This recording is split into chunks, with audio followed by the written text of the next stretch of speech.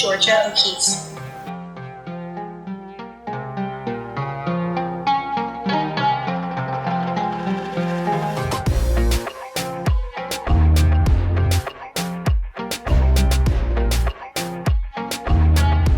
Ela nasceu no dia 15 de novembro de 1887, numa pequena cidade de Wisconsin, a segunda de uma família de 7 filhos do Francis e da Ida, ambos terceira geração de imigrantes.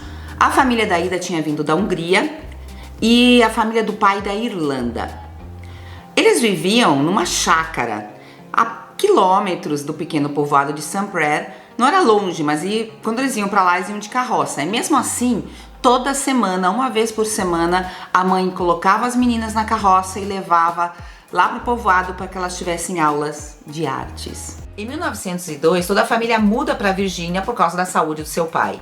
Ela finaliza o ensino médio e vai estudar na Escola de Artes do Instituto de Arte de Chicago, mas apenas por um ano, porque ela contrai febre tifoide, fica mal pra caramba, e quando ela melhora, ela vai para Nova York estudar na Art Student League, que não lhe convence. E como ela precisava ganhar dinheiro, decide então retornar a Chicago, trabalha como ilustradora comercial e também como professora.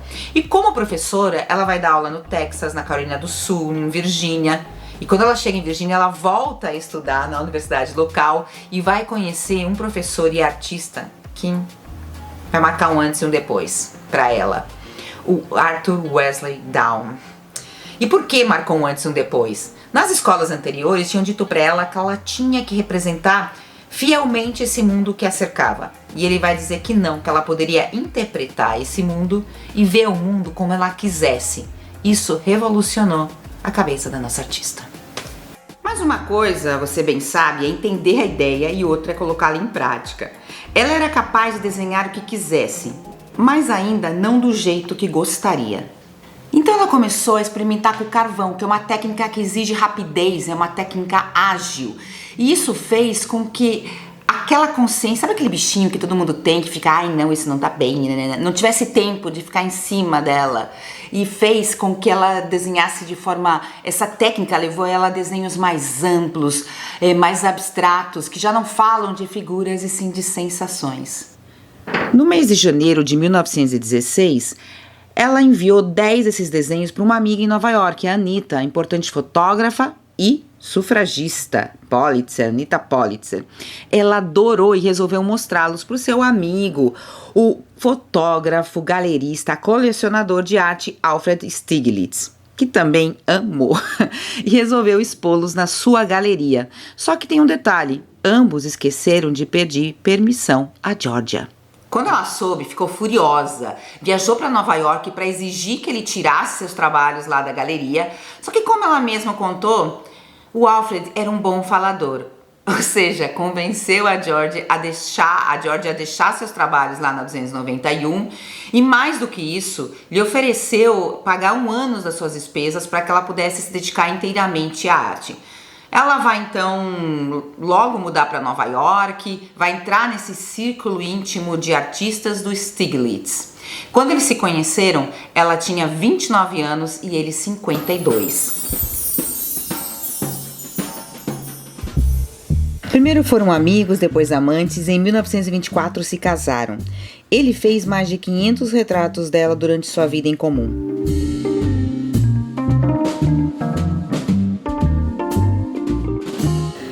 Quando olho as fotos que ele tirou de mim, me pergunto quem é essa pessoa. É como se eu tivesse tido diferentes vidas. Aquarela de 1917. Frequentemente nos distanciávamos do povoado ao entardecer. Não haviam estradas asfaltadas, nem caminhos ou árvores. Parecia o mar, mas era uma terra muito, muito ampla. A estrela da tarde luzia no céu do entardecer quando ainda era de dia. Essa estrela vespertina me fascinava. Apenas tinha que caminhar com ela para o nada, para o amplo espaço do crepúsculo. E nessa fala ela destaca o caminhar, porque para ela caminhar formava parte do seu processo criativo. Era uma fonte inesgotável de inspiração. E ela nesse começo aí usava muito aquarela nessas caminhadas, porque era versátil, rápida, permitia que ela conseguisse captar as luzes e sombras de momentos fugazes. Então ela conseguia congelar essa fugacidade. E animada pelo Stiglitz, ela vai começar a trabalhar com a tinta a óleo, porque muda muito os resultados que você obtém. E esse é o primeiro óleo que ela vai fazer de Nova York. E claro que ela caminhava, né? Não parou. Caminhava pela cidade e vai trazer pra gente a sua Nova York. E perceba aqui que esse, na época, era um tema considerado de vanguarda, mas um tema bastante masculino. Aqui ela se enfrenta sem medo, sem receios. E perceba que o edifício parece com uma seta, com algo que aponta para aquilo que a artista sente saudades. O céu, os entardeceres, a lua, as nuvens. Mas não era possível, né, para ela ficar longe da natureza por muito tempo. Então, no final da década de 1910, ela vai começar a passar os verões e os outonos no entorno do Lago George, porque a família do Stiglitz tinha uma casa por lá e também era um lugar turístico, enclave turístico, mas muito procurado, um lugar de refúgio de artistas desde o final do século XIX. E os artistas da época da Geórgia iam para lá para tentar buscar uma América rural, uma América mais real, para tentar conformar, através dessa América mais real, um cânon americano e se distanciar dos cânones europeus. E a Geórgia, ela não vai romantizar essa natureza para nada, ela vai tentar, através de um ponto de vista único, tornar visível o invisível. E a gente vai ter telas como essa, Lago número 1, onde ela mostra, mediante essa abstração das formas, uma sensação. Esse era um ponto de vista bastante ousado naquele momento. Mas o pulo do gato vem em forma de figuração, só que vem com um zoom tão exagerado que vai roçar a abstração. A maioria das pessoas na cidade corre de um lado ao outro e não tem tempo para olhar uma flor. Quero que a vejam, queiram ou não. Hoje é trivial um close-up, né? Até um smartphone faz uma fotografia desse tipo, mas naquele momento sequer as câmeras fotográficas davam esse tipo de possibilidade. Portanto, essa era uma maneira de criar arte que só um pintor podia realizar. Além do que, pensa que esse tema estava muito relacionado com a feminilidade, doçura, meiguice, debilidade, e ela não vai pintá-lo dessa forma. As suas flores chegam a ser perigosas, são fortes. E aí vem outra vez a Georgia O'Keeffe quebrando com essas imposições de gênero. Ela se inspirou na natureza, naqueles mestres que pintavam naturezas mortas com flores, mas pensava que se continuava pintando essas flores pequenininhas, ninguém repararia nelas. Então o que ela fez? As pintou como grandes arranha-céus, como essa aqui que vocês estão vendo. Aliás, esse arranha-céu natural é uma grande estrela, porque se converteu na obra de arte mais cara pintada por uma mulher. Ela foi vendida em 2014 por 44,4 milhões de dólares. Por vários anos, esse quadro pertenceu à irmã da artista, até que em 1994 foi vendido para o museu da Georgia O'Keeffe. Ela vendeu por $1 milhão. E tem uma curiosidade que por 6 anos ela decorou a sala de jantar privada na Casa Branca do presidente George W. Bush.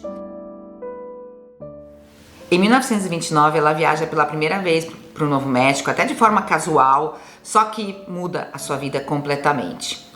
A majestosa paisagem, a cultura dos nativos, a ligação com a história, né, porque tinha sido território espanhol, vai fazer com que ela volte todos os verões para lá. E ela lembra que ela fazia caminhadas e vai fazer caminhadas no Novo México. Nas caminhadas antes de conhecer o Novo México, ela recoletava flores, folhas, mas lá vai ser a primeira vez que ela vai encontrar ossos, que também vão começar a conformar essas verdadeiras coleções que para ela eram importantes tanto como artista, mas também como mulher, não só dentro desse aspecto profissional da sua vida, porque ela dizia que essas coleções alimentavam sua alma. E quando ela passava esses verões no Novo México, ela pegava todos os objetos que ela tinha recoletado, colocava num barril e mandava para Nova York. Por quê? Porque mesmo distante daquele território, ela podia continuar pintando através desses objetos, porque eles funcionavam para ela como ativadores da memória.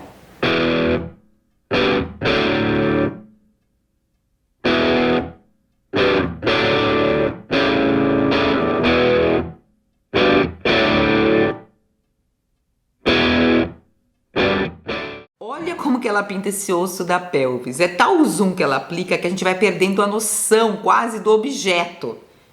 E esse branco é para mostrar que esses ossos, né, eles estavam expostos a um sol inclemente. E a esse branco ela contrapõe esse céu azul. E perceba que ela está sempre brincando com a abstração.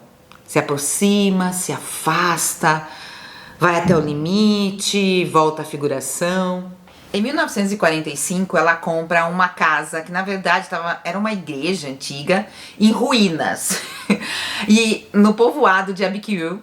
E ela estava super orgulhosa dessa casa. E ela diz que ela se apaixonou pela casa primeiro por essa porta. Gente, daí ela fez, claro, obras em que aparece essa porta. E as obras são incríveis. Wall of its patio, whose flatness was punctuated by a large wooden door, fascinated O'Keeffe. I bought the place because it had that door in the patio, the one I've painted so often. E ela vai se mudar para essa casa 4 anos depois de forma definitiva. E por que de forma definitiva? Porque o Alfred ele falece em 1946, então não tinha nada mais que a unisse a Nova York. Com 66 anos, ela ainda não tinha saído dos Estados Unidos. Ela falou assim, vou mudar isso. Começou a viajar pela Europa, Japão, Peru.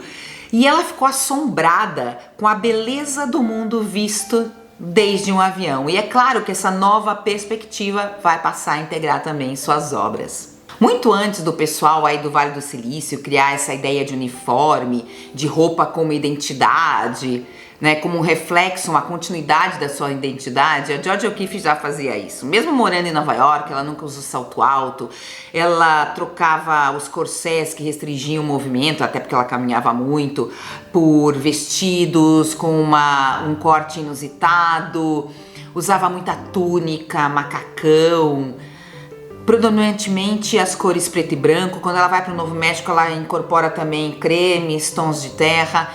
E estava sempre ligada nos detalhes, como botões de madrepérola. E tinha uma joia, assim, que foi criada para ela pelo Calder, que ela amava. Esse broche com as suas iniciais, que muitas vezes ela colocava na vertical, porque ela dizia que assim pareciam mais abstrações orgânicas, uma forma de planta estilizada em vez das suas iniciais. Ela faleceu em 1986, com 98 anos de idade, na cidade de Santa Fé, que hoje abriga o Museu Galeria Georgia O'Keeffe, mas também você pode ir até Abiquiu e visitar a sua casa, portanto uma casa-museu.